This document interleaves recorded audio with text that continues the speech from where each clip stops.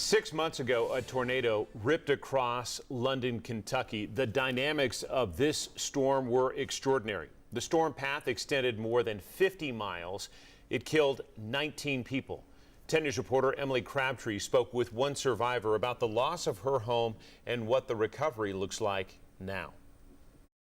The land that you see behind me used to be filled with homes. Now only their foundations remain after a tornado in May destroyed the neighborhood of Sunshine Hills, changing lives forever.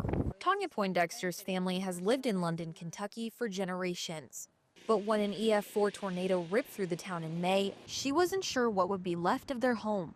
I never wanted to lose that house, ever. Even though I've got the property still and everything, it's not the same. The home her grandfather built was destroyed, but she's grateful it kept her safe when she needed it most. There's no reason that I should be here, honestly, because my house was one of the oldest houses in this whole neighborhood. And while Tanya rebuilds, some of her neighbors are faced with the decision to sell their land or start from scratch. But Tanya says no matter what, she's there to help them as much as she can.